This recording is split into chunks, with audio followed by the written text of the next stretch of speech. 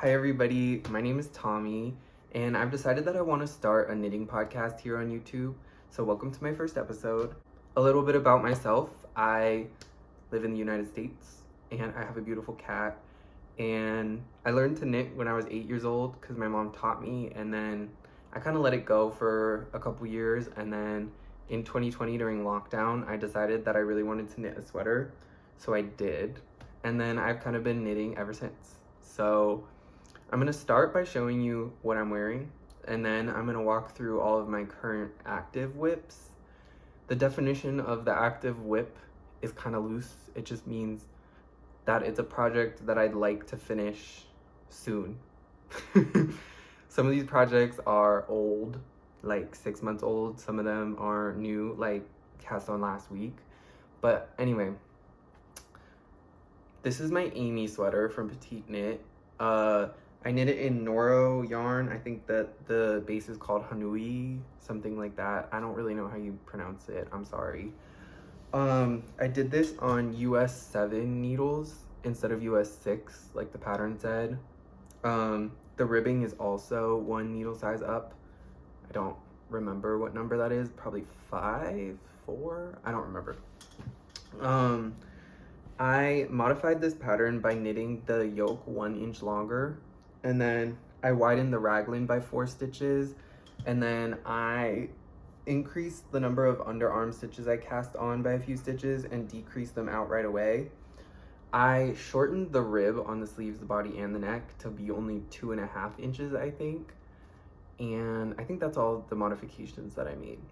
But it ended up being this super comfy oversized sweater that I wear all the time. I apologize that all of these are probably going to be covered in cat hair. I have a cat. But the first whip that I want to show you guys is the Upstream Sweater by Rose Knitwear. I'm knitting this in Germantown yarn by Kelbourne Woolens, and this is my oldest whip that I'm showing today.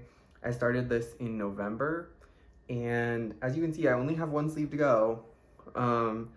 I keep not knitting on it because the texture is kind of annoying to think about as you're knitting, and there's like 20 sleeve decreases, and also the pattern randomly got deleted off of my phone, so I have to find it again, and I've just been too lazy to do that. So it's kind of sat in this state for like a month, maybe even 2 months now. But I know that once I start knitting on this sleeve actively, I'll be able to finish it over the span of maybe 2 days. So I guess I should just get on it. Maybe I'll start knitting on it again today, but like probably not. We'll see. I'm knitting this in Germantown yarn from Kelbourne Woolens. This is the color Forest Green. And I'm knitting it on US 7 needles, which is 4.5 millimeters.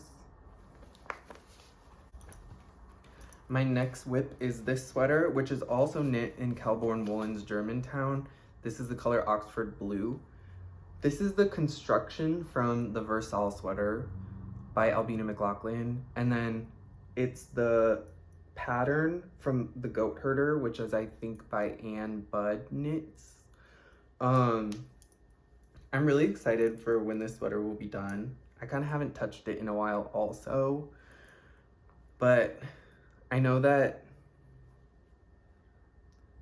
basically what's holding me back from continuing to work on it is that I'm not 100% sure how I want to do the finishing on the body and the sleeves, because I'm really liking the double folded 2x2 rib neckline, and I think that I might want to do that on the body and the sleeve also. So my current plan is to knit on the body until I run out of this ball of yarn, and then knit a sleeve, and then do the finish with the folded detail on the sleeve and see if I like it. But I'm not sure, and there's other things that I want to knit on more, so this is kind of fallen to the side. The next whip that I have is this sweater, which is my 2025 Aran cable sweater. I've decided that I want to knit an Aran cable sweater every year, just kind of as a tradition. The first sweater that I knit ever was this sweater in 2020, and as you can see, it's Aran cables. And so after I finished this, I didn't knit one again until 2023. when I knit this sweater. And then after knitting this, I decided that I wanted to do it yearly. So that's why 2021 and 2022 don't have a sweater to show, but 2024 does. And that's this sweater. And then in 2025, I'm knitting this sweater in Fisherman's wool from Lion brand. This is on US 8 needles. And I finished all of the increasing in the yoke. It's a raglan sweater. And I just need to finish the yoke length. I think I'll probably knit another inch or two before splitting for body and sleeves. And I'm not 100% sure what I want to do for like the neckline and the sleeve and the body. I think I'm gonna do a 1x1 twisted rib, and I might do like the curly stockinette bind off like is on here, but I'm not sure yet. I think that I'll probably knit a sleeve first and test out the detailing on there, or once I finish the ball of yarn I'm working on, I might knit the neckline and test it out there. We'll see. My next project is the Halibet Sweater by Caitlin Hunter in Germantown DK from Kelbourne Woolens. The greeny teal color is sage, the white color is natural. And this sweater has been difficult. So I knit through the color work and about 2 inches into the body, and then I decided to knit about 1.5 inches on one of the sleeves. When I tried it on, I really hated how the underarm was feeling because the sleeve was tight and the body was huge. So it was like a weird conflict going on. So I decided to block it to see if that would fix it, and it didn't. So I went back and redistributed the stitches. So on the sleeve, I think I have 87 stitches, and on the body, front and back, I think it's 106 each. And then I cast on 19 underarm stitches. So if you're looking to modify the same way I did, and I think I knit either size 3 or 4. It's the size that has 250 body stitches. I'm like a little bit worried because you can see where the blocked section ends and the new knitting begins. And I'm knitting with the yarn that I ripped out after blocking, and I'm kind of wondering if it will re-block and match, but I'm not sure, and I'm just kind of, I don't know, maybe if it doesn't, then I can do sweater surgery and re-knit this section, but we'll see. The next thing that I've been working on is the Lakes Tee by Ozetta. I'm working this in Knitting for Olive Pure Silk in the color Pea Shoots, I think it's called. I'm working on US 2.5 needles, which is 3 millimeters. And as you can see, I don't have much progress to show despite how much I've been working on it. I've knit the saddles, I've done the short rows on the back, and now I'm knitting to the length before the underarms. I think that this shirt is gonna take me actually forever to finish. It's a little bit off gauge from the pattern because my stitch gauge is different, but my row gauge is actually the same, funnily enough.